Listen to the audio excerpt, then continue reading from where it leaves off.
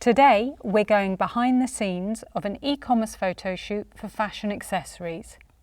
These types of shots are called pack shots, cutout or catalogue images. Basically, it's just a single product photographed by itself on a plain background. I'll walk you through how I set up the studio and lighting and the kit I use. The room I'm working in here is about 6 meters by 6 meters, which is a little under 20 foot. This gives me enough room for a shooting table, a computer workstation, and a place to prepare and store the items I'm photographing. The ceiling height is just under 2.5 meters, about 8 foot. I use the ceiling as part of the set, bouncing the top light off it. For the background, I'm using a half-width white paper roll mounted on a bracket that fits onto a lighting stand. This gives me a seamless look between the horizontal and vertical surfaces. To make this work with some custom-sized rolls I've cut down from wider rolls, I've extended the bracket using an offcut of half-round gutter, which snaps in perfectly. I really like this system because it's much quicker to use than 2 stands and a cross pole. It takes up less space and the stand stays out of the way. The paper roll simply sits in the bracket and is unrolled. For the base, I'm using a couple of plastic sawhorses with a painted MDF top. These plastic sawhorses are from Stanley and are quick to put up and easy to store when not in use. I wouldn't use MDF like this as a permanent tabletop though. It will warp over time, so this is very much a temporary setup.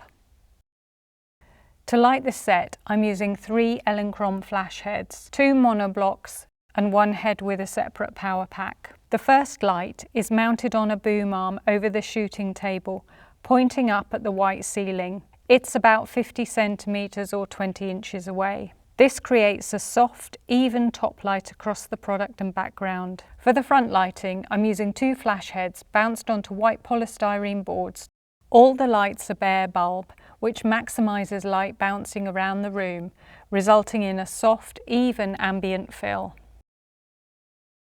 My Nikon Z7 II is mounted on a Manfrotto tripod with a Manfrotto 410 3-way geared head, which makes fine adjustments easy. I use the camera's virtual horizon to level the position. Using a ball head would be pretty frustrating for doing this. A geared center column would be more practical than this tripod, but I'm using what I've got. The lens I'm using is a Nikon Z 50mm f2.8, stopped down to f14 to balance depth of field and image quality.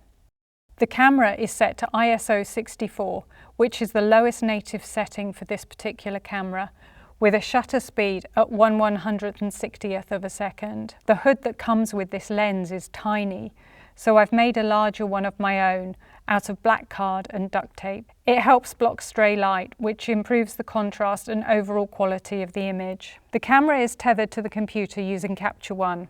I use Live View with overlays and guides to keep everything consistent from shot to shot. To get a starting point for exposure, I'll use a light meter.